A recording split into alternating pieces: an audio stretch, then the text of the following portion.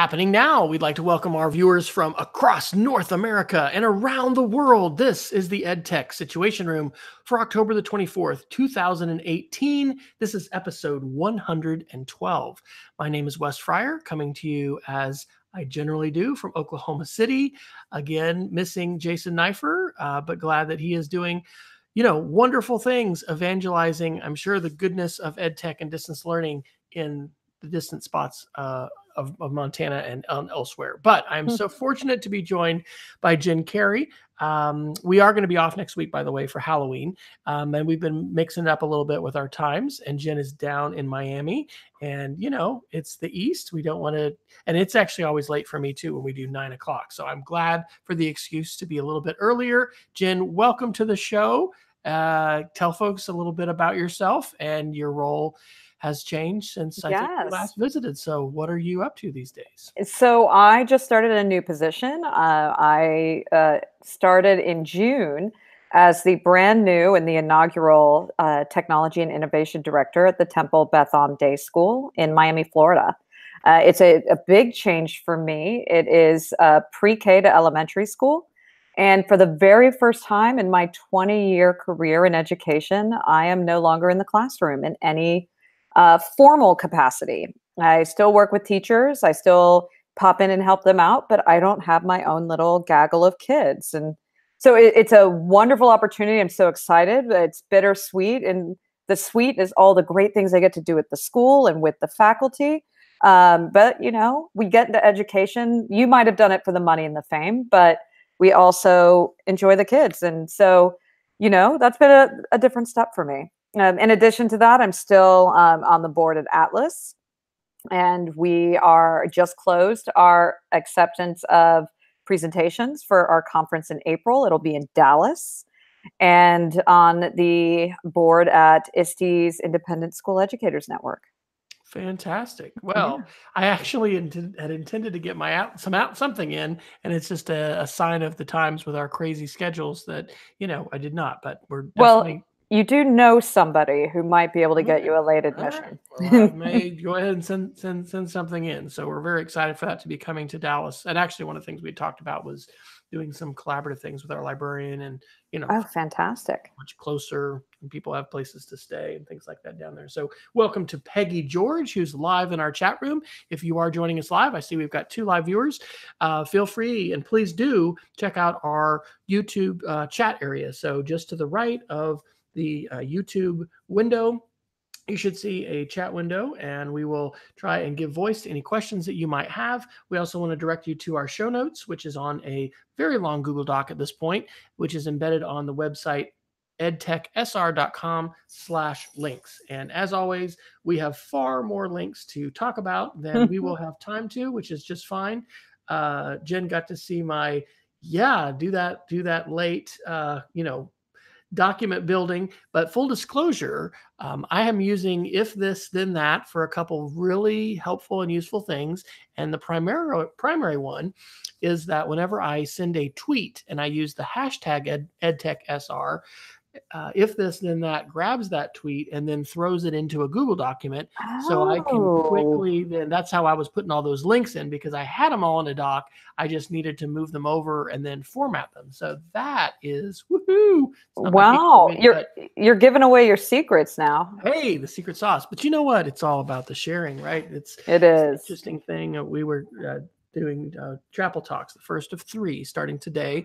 We had homecoming last week, so we delayed our Digital Citizenship Week celebration, and today I had a chance to share with upper and middle and lower divisions, so 3 Chapel Talks.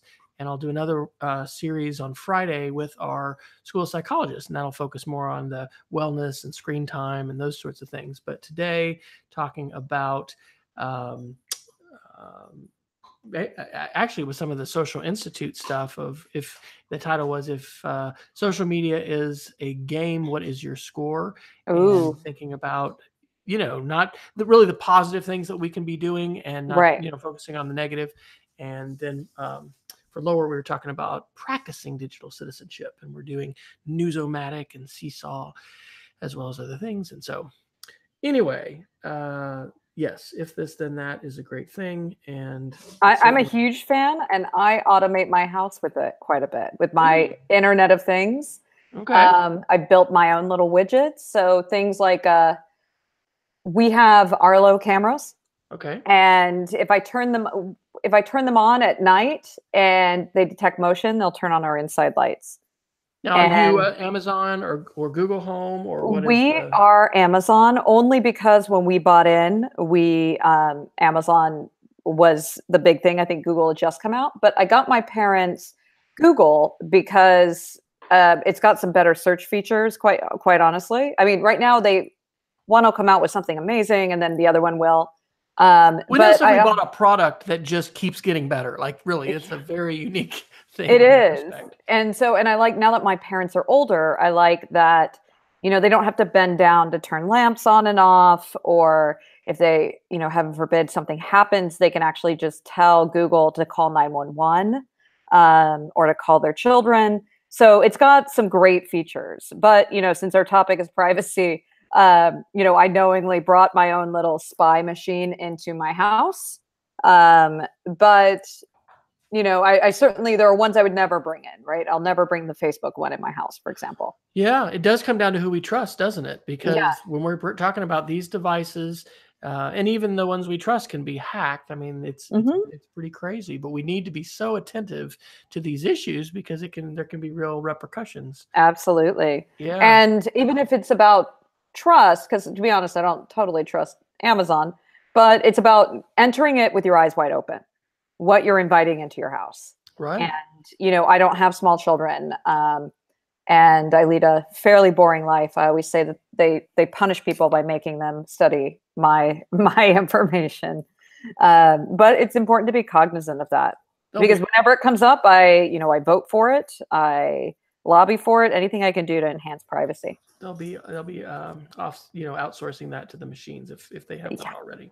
All right. Well, we are going to talk about some of the week's technology news and look at that through an educational lens. I think I'm Hmm. actually going to throw one out first, and this is one, full disclosure, that I have I listen sometimes to articles on Pocket, and this is like a 45-minute like listening and have the phone read it to you article. But one of our teachers, following the digital citizenship presentations today, forwarded this to our middle division director and assistant director and to myself. The title of the article in Wired from October 4th Hmm. is When Tech Knows You Better Than You Know Yourself. The video version, which I think I'm going to watch in full, is How Humans Get Hacked. Yuval Noah Harari and Tristan Harris talk with Wired. And Tristan Harris is the quote design ethicist who has now formed this organization that's really focused on raising awareness about how social media is designed for addiction. Back in the show notes, if you look for like the word slot machine, that was one of his quotes, was that Hmm. social media is designed to have these random rewards like a slot machine, and that really hooks the brain. And so, wow, some of the things that I've already heard in this article, it's really talking about how we are so hackable. Like, we were very naive in the 18th century, and we've designed our democracy and our form of government really based upon really idealistic ideas. And what we're discovering now with the brain, and especially with facial recognition, they say it's the Hmm. end of the poker face. The camera can study you and see dilations and things that blood vessels are doing in your skin and your face that you can't detect. They can detect dilations in your eyes.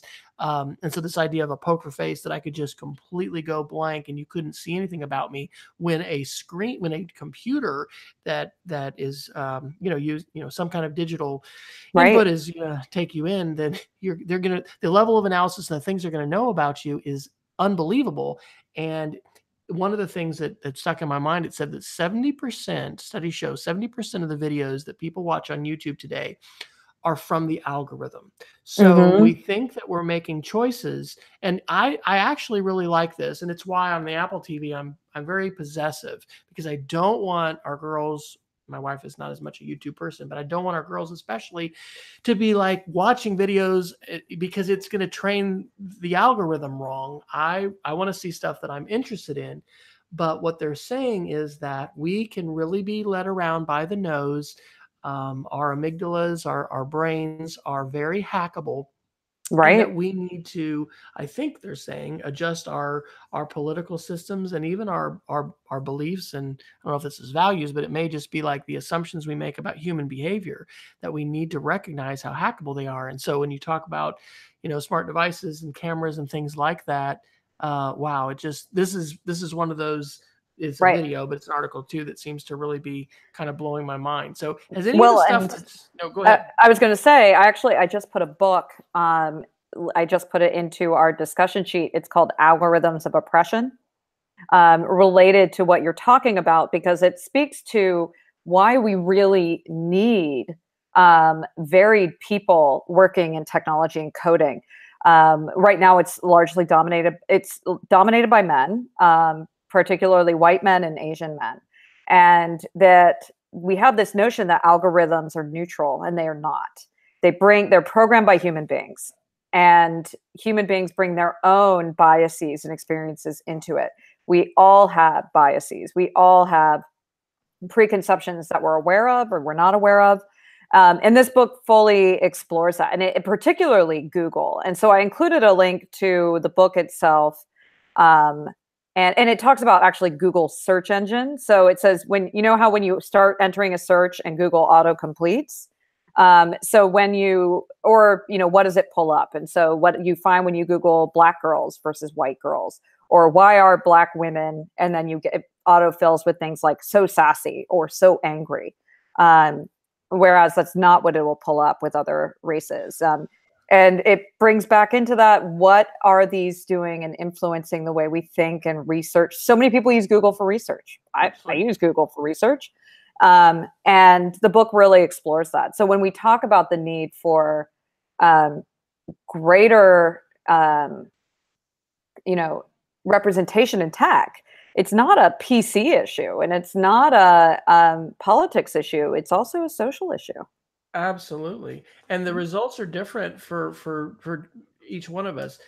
Peggy George had shared in our chat last week a wonderful webinar, which I saw most of.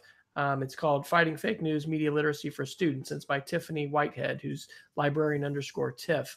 And it was on EdWeb. And one of the tools that she shared, and this was sponsored by Britannica, is this extension that Britannica has. I think it's called Britannica Insights. It actually tweaks your algorithm so that it's going to further prioritize the Britannica vetted sources. But just doing that as an example, like I'm going to do an incognito search for this term, and then I'm going to search with my own personal Gmail, but then I'm going to search with my school account because that has been trained differently. And for instance, I did a little video about this last Sunday.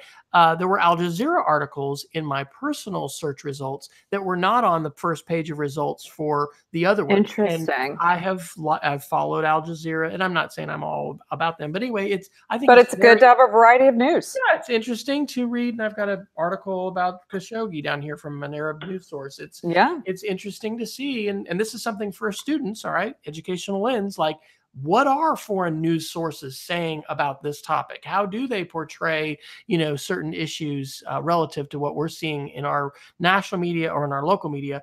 And so, because I had followed that channel, because I had liked those videos, and I'm intentionally doing that, but I think this is something, it's a blind spot probably for a ton of people.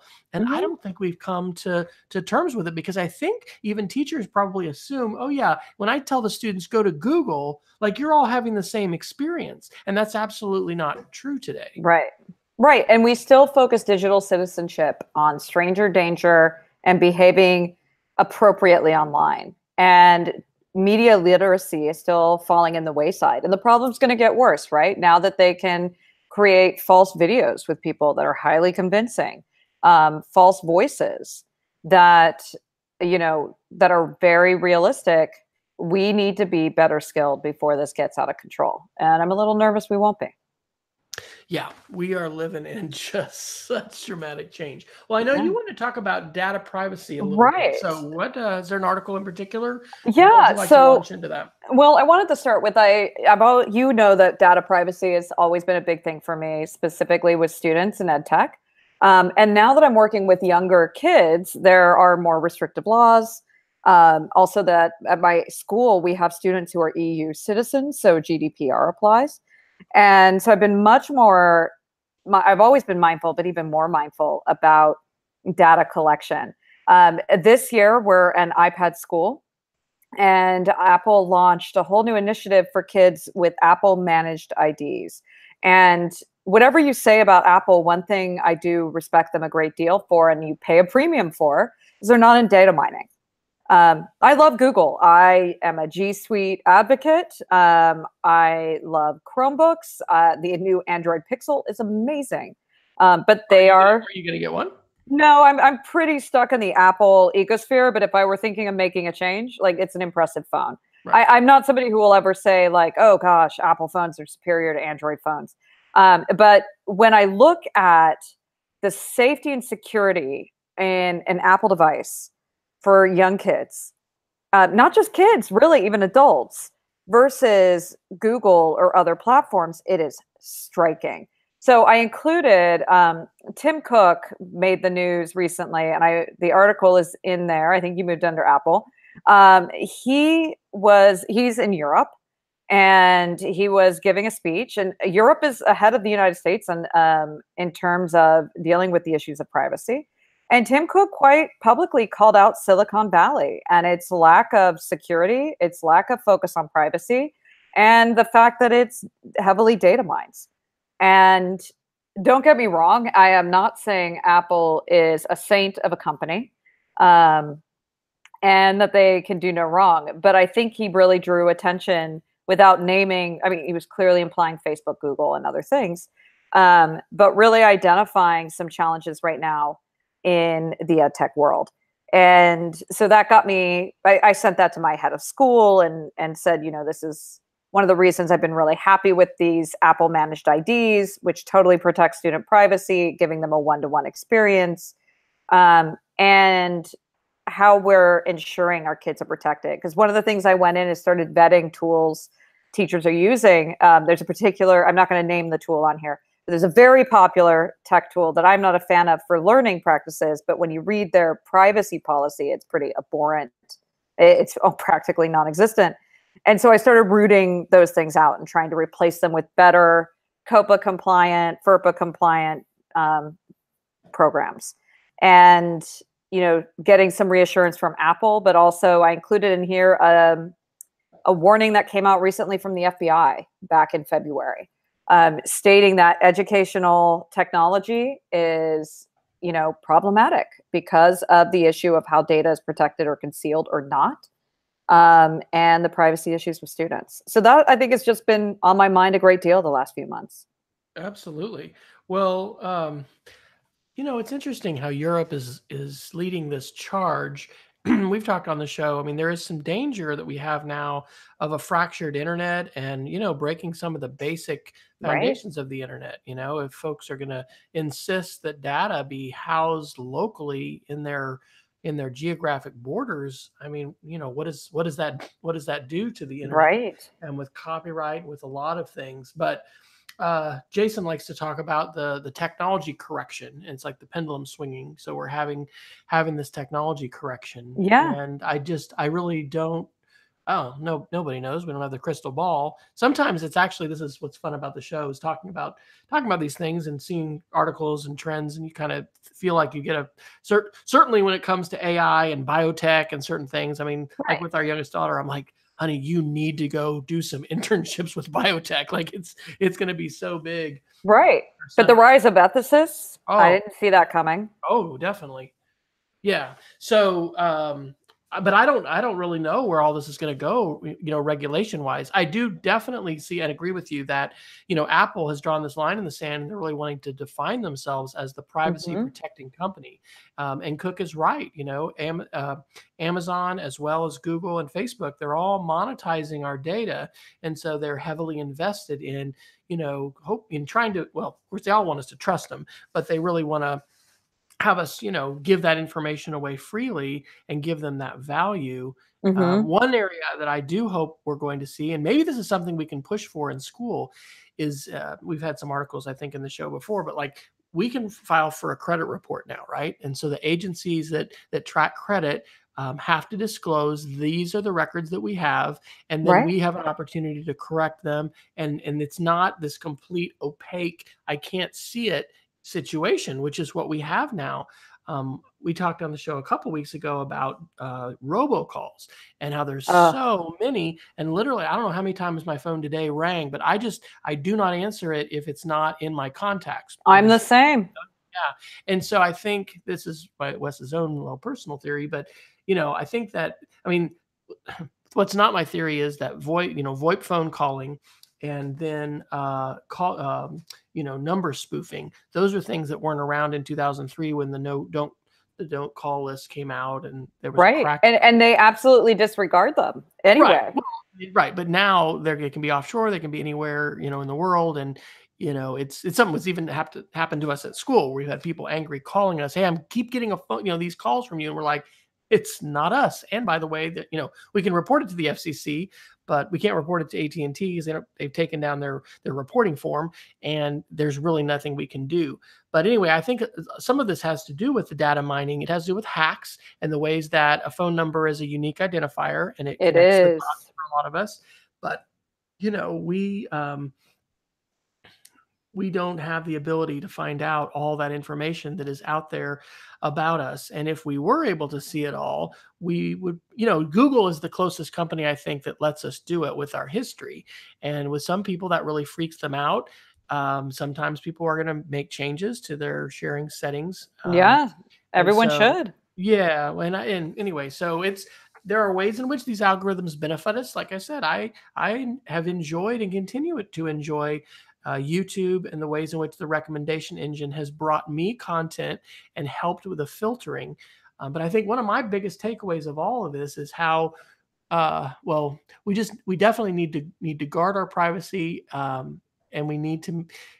That was almost a chapel talk that I gave. Like, how do we address privacy agnosticism? Do you have a good answer for that? With kids, I don't think kids are privacy agnostic. Like, I do think they care. I think that's why Snapchat for teens is so high, Yeah. and those kinds of tools. But I don't know that we have privacy champions. I think a lot of people are just kind of like, I guess that's just the way of the world. I mean, how do we raise up a generation of privacy champions? Is that even possible Yeah, today? it's difficult, right? Because people don't understand why privacy is important. And they don't understand why you shouldn't have companies monetizing your data. And when it comes to the forefront in like the form of a data breach, that's something. Um, but when you look at what the government can do in terms of crime, right? We had a huge scandal that people largely disregarded with the Snowden revelations that the government is, under the Obama administration and the Bush administration prior, has been actively spying on its own people and continues to do so. And people are largely okay with it until you start. What I've noticed, at least with students, older students as opposed to younger ones, is when you start expanding on what the government can see or what these companies can see, they start to get a little horrified. I think that's why people are hesitant to download what Google or Facebook has. But when you do it, you start thinking about, oh, I don't want this information known. Everybody has things that they need to be private, and not just in this country. In fact, in this country, we're very fortunate. We don't live in a country where it's illegal to be gay, or where, and there are countries where people are still executed for this, or where women have equal rights under the law. And again, we can argue in terms of social justice, but it's not a country where if I am traveling without a male companion that I'm subject to, being beaten. And while I have my own hesitancies about our own country looking in at us, these companies look at what Google is doing for China, for example. You talked about facial recognition here. China has the best facial recognition in the world. Anybody who goes out and walks around is photographed hundreds of thousands of times, has their names and their faces inputted into these algorithms. There is no privacy in China. And that government is one of the most problematic in terms of civil and human rights. And we have American tech companies that are really supporting those initiatives. And again, we'll go back to the Apple Google thing. Google has fully given in to China's whims. Apple, one of the reasons they're having trouble expanding into China is because they refuse to give the Chinese government a backdoor into their phones, and they encrypt things to the same level there as they do here. So I don't think I think in some ways we're a little isolated on what our privacy means. And maybe our current political climate might make people more aware of why we might need to keep things private. But also, what we let other governments do is problematic. Right. Well, and the role that hacks play, right? Because whatever the case, whether it's government or it's commercial, basically today, anything can be hacked. If an entity, I mean, it's really like your house, right? Right. If somebody really wants to get into your house and they have unlimited means, they can they'll do get it. in. And it's the same thing is true of our personal data, and anything that we're going to share and digitize. So, yeah, it's I don't know. What's interesting, if you think about digital citizenship, or we have that kind of focus, is we can definitely scare people, right? And you mentioned how digital citizenship conversation, hopefully, in a lot of places, is moving beyond the fear factor and just the narrow internet safety. Let's avoid stranger danger. And because that's true, and like human trafficking, we just had a huge crackdown with, like, I don't know, this sounds huge, like 20 or 30 people arrested in the Oklahoma City metro area. Oh my God. Big ring. I mean, and this is like human slavery, and then through trafficking. When you drive on interstate, I don't know if it happens in Florida, but here in the Midwest, I mean, if you'll stop at a roadside rest stop, there's these notes now saying, if you are, entrapped in trafficking, call this number. This is how you can escape. So anyway, there's lots of darkness, and the technology tools are being used for really good stuff. But with all of this, especially when it comes to the surveillance and the privacy, I think it's challenging to, say, well, what's our actionable agenda? Like, now we're scared, or now we're overwhelmed, or now we're, more deeply pessimistic than we were before. So, what's our action agenda? Right. And we're in an election year where it should remind people that these are the kinds of things they can demand their representatives address. So net neutrality was cut. The state of California is making attempts to address it. But some people don't realize that net neutrality, a lot of people don't know what it was, and why it was important. But one of the aspects about it is that your internet service provider can now sell your data. Absolutely. And before, they were banned from that. And so every search, every website you visit, I think all of us have websites we don't want people to know we visit for whatever reason, or we're watching a murder mystery and we start suddenly Googling how to murder we just people. don't want that to become part of our footprint, right? Like, if I'm going to be researching, I mean, one of the classics is somebody who is an alcoholic, and then we're looking for AA groups, and suddenly they're going to be pestered with alcohol ads on whatever social media platform they get on, because that has gone into their digital. Right. And so these are the kinds of things, and the internet is not optional anymore. The internet is not an optional engagement, and people try to claim it is, and you ask them to survive without it. Like, a friend of mine tried to give up his smartphone and traded it in for a flip phone. He's my age, he's 40, he's not 87, and he was without it for about 4 months, and he finally just said, there was so much I couldn't do. I couldn't bank. I couldn't park, because in Miami we have park by phone. Okay. And you can call and pay with your credit card, and it's cumbersome, it's problematic, but there was a whole article in the Herald about it. There were so many things he was unable to do without a smartphone, without the internet, that he had to dive back in. Now, he said it's made him much more mindful, but the thing is, the answer to these problems used to be like, well, just don't use the internet. No, that's not an answer. And it's interesting how, with fasting and digital fasts and all of that, I had a conversation today with someone who really wanted to promote that as having a day without technology. And I was like, that'll be awesome for us. I'll just love that, right? Like, I'll go to primary and we'll read books. We'll read Dr. Seuss. yeah, what it's, I think there's a lot of hand wringing that's always happened on the part of older adults about whatever the teens are doing. What Right. I think about my mom and Elvis and what her parents thought of that, and just it was the end of Western civilization, for him to be on It TV was. It and was. It was pretty scandalous. gyrating around on the TV. But I think I think that that's where, with our social media and hopefully digital citizenship, and it's not just that, this is learning, this is life. Hmm. Beth Holland was saying that on the show, that like she was saying we have these cotillion, sometimes we've had in some communities and places where you're going to learn how to place your forks and how to serve food and how to ballroom dance or whatever. But it's like, we don't need to call it digital learning, let's just call it learning. We don't need to call it digital citizenship, we just call it citizenship. I don't know, we've had Right. those kinds of discussions, but I think that we've got to get beyond the hand wringing and just saying, gosh, I wish it was 1955 again. Let's just all give up our tech, because anyway, it is good in parts, and I love being offline in the summer, especially we'll go camping in the Yeah. mountains, and that's fantastic. But long term, that's not going to fix it. If it makes us more mindful and helps us be more aware, then that's good. But Yeah. it doesn't No, I fix agree. it.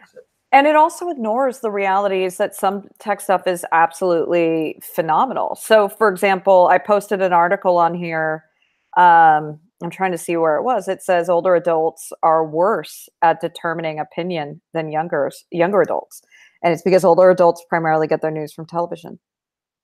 Wow.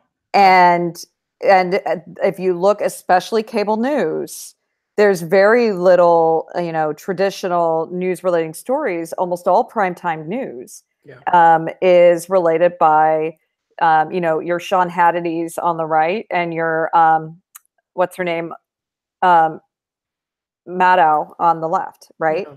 And people view that and think that's news. And no, those are opinion pieces. Well, here's the thought, because I've wrestled with this, thinking about local news, the demise of Hmm. local, and everything is, Yeah. maybe our schools, where we have students studying journalism and writing articles, need to be amplified more as far as their coverage of local, and we need to be more intentional about trying to help. I've been thinking about this, helping people become the curators of their own content, right? Right.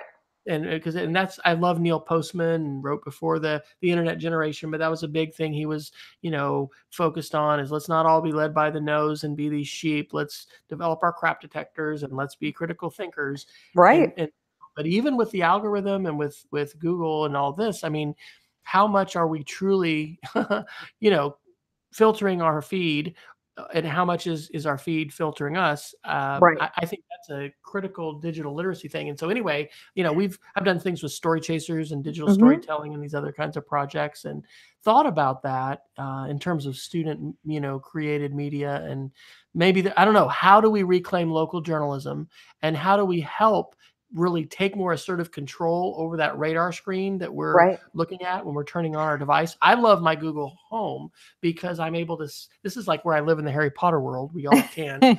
Because if you have the right words now, I can listen to the History Hour by the BBC. I can listen to Hmm. the Clockwise podcast. I can listen to This Week in Tech.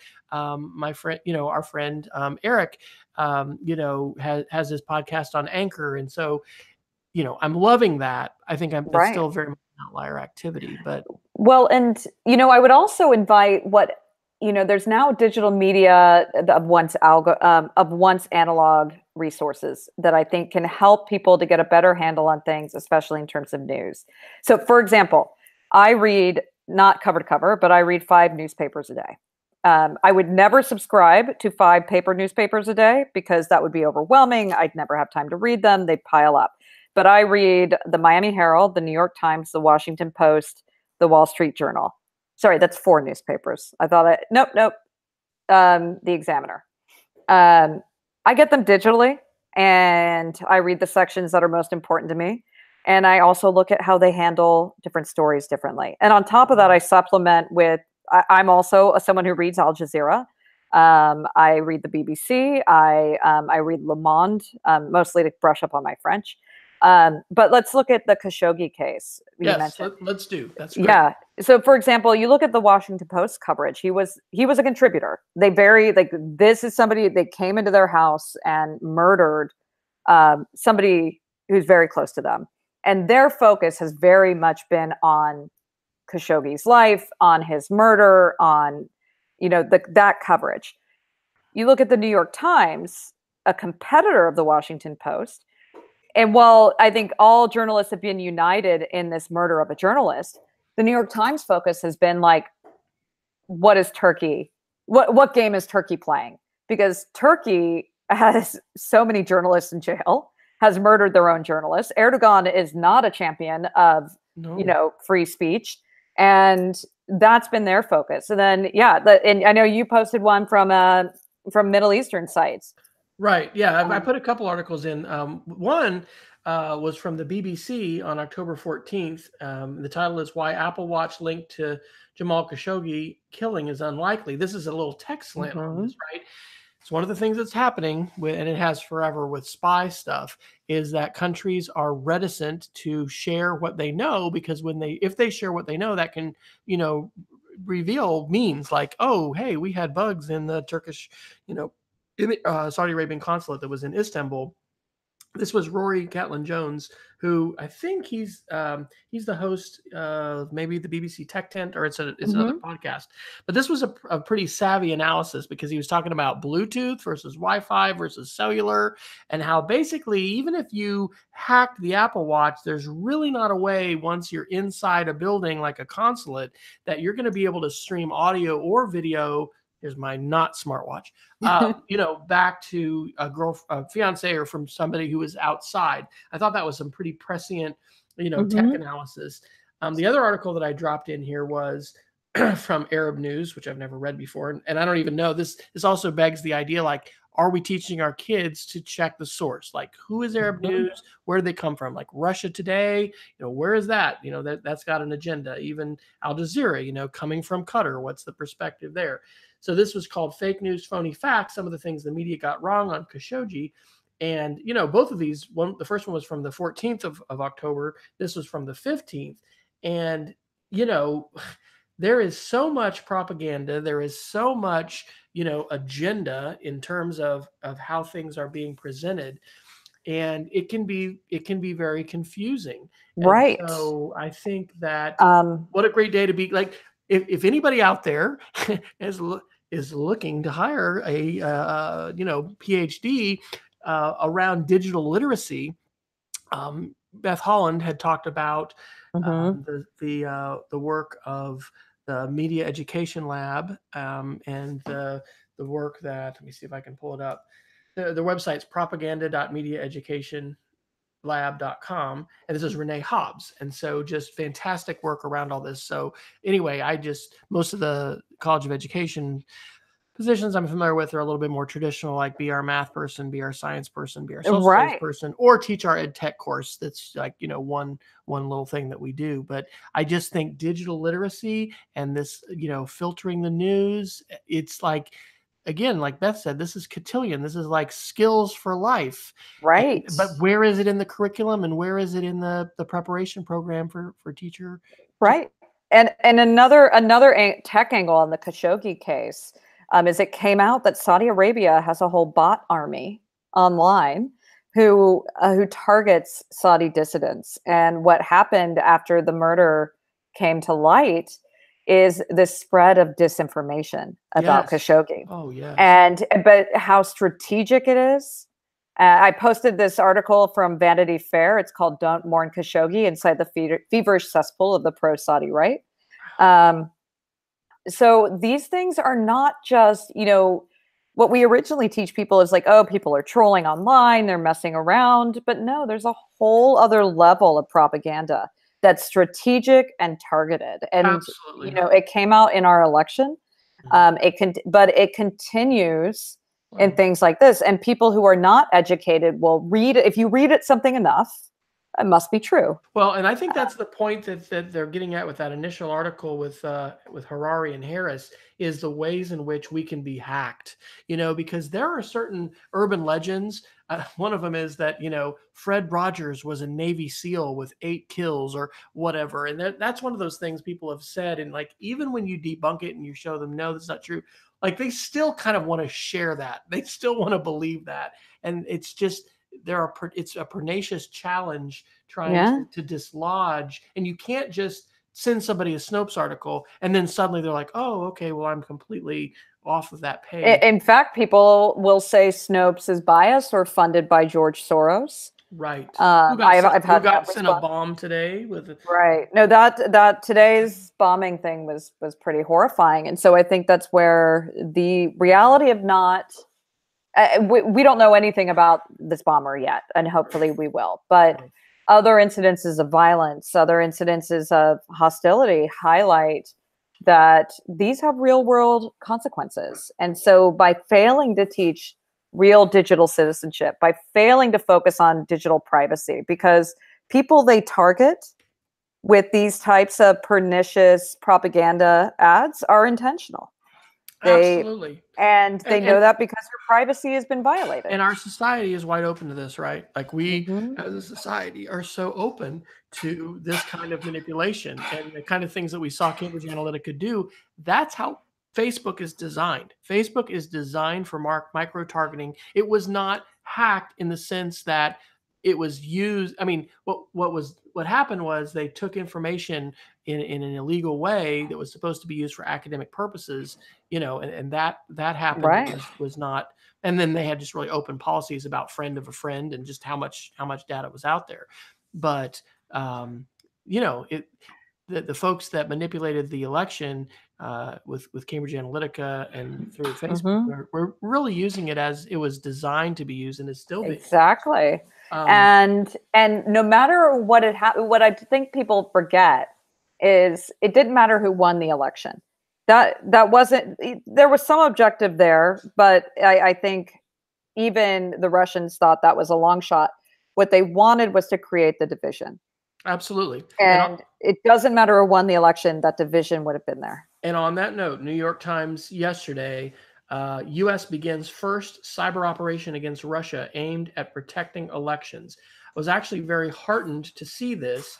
And it's very interesting because individual people are being named, and then we are trying to provide sanctions not against the nation but against individuals. And we're trying, I say we, the United States, is trying to inhibit behavior and stop behavior based on, like, we know who you are, hacker in Ukraine, or hacker in Leningrad or whatever, and we're going to block your visa from ever traveling to the United States, or whatever kind of real world affecting you, not affecting your nation. And so this, what we hope, of course, would be that we're not going to have this escalation. But wow, I don't think we're realizing the ferocity of digital warfare that has been going on for quite a while. If you listen to a security podcast like Security Now and you learn about zombie botnets and all this, I mean, remember learning about this stuff going, are people going to believe this is real? But now, with the way it's impacted elections, the way it's impacted social media, really the way it's impacting our society, because those folks who want to sow dissent and increase polarization and get us to hate each other, they love the free nature of how social media operates, and the ways in which they can inject themselves, with bot armies or paid people. I just think it's just kind of a dark time. But at the same time, we're having conversations like this, and you and I are in positions of leadership where we can implement impactful digital citizenship and media literacy. Absolutely. And I honestly think that's the cure for it. Like, I don't read 5 newspapers so I can come on a show and go like, I read 5 newspapers a day. I legitimately do it because it's the only way I can stay informed enough to feel like I can make critical assessments. And I think that's the kind of thing to influence people to go back to. And again, it's inexpensive. I pay $4 a month for the New York Times with an education discount. And the other one's even less. So I think I pay $15 a month for all of my subscriptions. And that's the best money I could ever spend. And I would encourage people to start thinking about how, you get people to assess biases and fake news by showing them real news and what bias is, and then get into the whole made up story parts later. Yeah. I'm just looking at the time, and I have a firm stop at just before 9. So can we talk about our Geek of the Week? Absolutely. Go right ahead. Why don't you start that? All right. I just included one, and this was introduced to me by a woman named Tanya Abrinth, who I think you know. She's also an educator in South Florida, who also just started a new position. Fellow friend of Bob Sprankle, actually. Who's, Yep. the late Bob Sprankle's birthday was yesterday. Yeah. So CoSpaces allows students and teachers to create their own AR and VR. It's device agnostic. It's drag and drop. What? I know. It's amazing. And it's scalable. So if you're teaching a class on, I don't know, the ancient Maya, maybe you have kids build a ball court. And if, as I mentioned, I'm in an iPad school, we just bought the brand new iPad 6, which has really robust AR, VR capabilities, but you don't even need the latest and greatest. I think this is fantastic. So they have free versions. Their pricing plan for Pro is actually pretty reasonable. But you can get the free version with, which is perfect for one teacher with one class. But check it out. It's pretty phenomenal. Absolutely. That is awesome. I'll do mine fast. I put a couple in there. PD in the privy. I've actually literally been thinking about this, how, gosh, we should be putting some little notes about EdTech tips in the bathroom. And Cindy Danner-Kuhn, who teaches pre-service teachers educational technology at Kansas State University, is doing this and has freely downloadable PDFs. And so you can print those. Oh, I love this. And share this with your faculty, different tips. I also put a link in there to the presentations on digital citizenship for students that I shared today. The morning one for middle school was recorded, and so I'll probably have a video to add if anybody wants to watch that. But then one of the resources that Beth Holland had alerted me to last week, which I had heard of before, and then I followed them, but is one of these that I just hadn't tuned into, is FOSSI, the Family Online Safety Institute, and a great article that they have called Clean Up Your Digital Footprint. So it's got, I think, 7 specific recommendations for things we should do, like search ourselves online, change privacy settings, use strong passwords, update software, think before you post, maintain your mobile device, and build a positive reputation. So that was my challenge to our upper and middle school students today, as we were thinking about, what we need to do with our digital lives. So this has been the EdTech Situation Room. We will again want to encourage you to check out our links at edtechsr.com/links.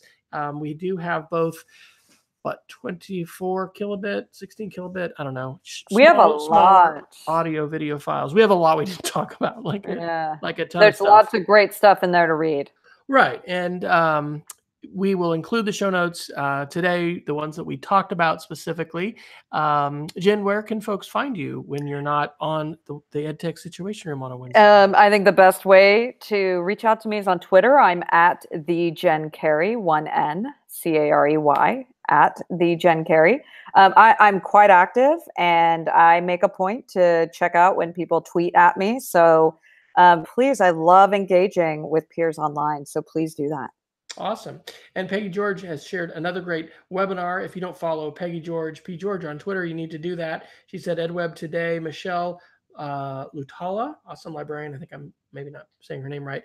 Tom Milani, Transforming Learning with Chrome, Raves, and Jamboard. Very informative about Chromebooks. So I will drop that link in as well, and want to encourage you to share links with us. You can tweet to us.